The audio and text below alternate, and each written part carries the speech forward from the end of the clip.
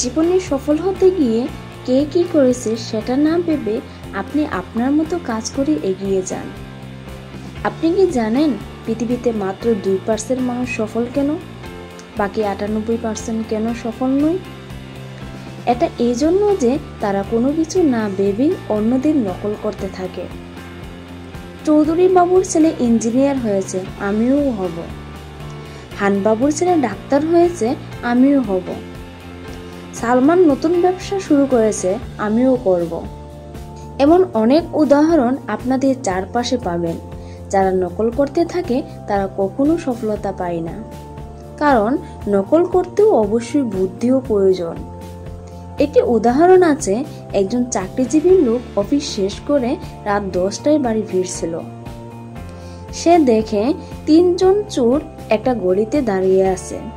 তাই তিনি তাদের বলেন, আপনারা এখানে দাঁড়িয়ে কি করছেন? তারা বলে, আমরা দাঁড়িয়ে আছি কিছু লোকের থেকে টাকা নিতে হবে তাই। লোকটি বলে, আপনারা কি তাদের কাছে টাকা পাবেন? 3 চোর হেসে উত্তর দেয়, না, আমরা কিছু মানুষের থেকে জোর করে টাকা নেব, না দিতে চাইলেও।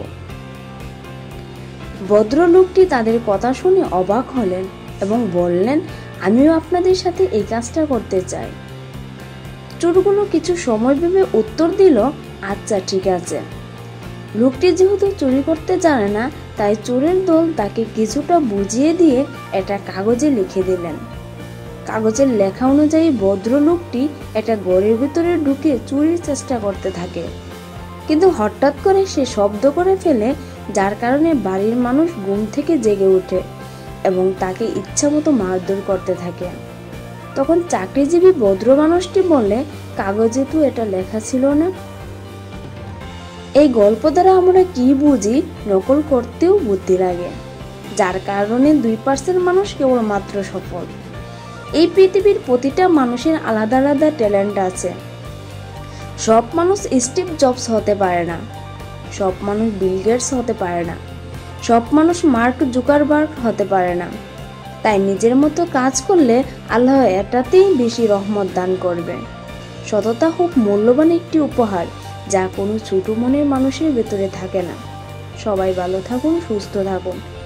এ ধরনের ভিডিও পেতে চ্যানেল সাবস্ক্রাইব করে পাশে থাকুন। ভিডিও ভালো লাগলে লাইক, কমেন্ট ও শেয়ার করতে ভুলবেন না। ধন্যবাদ।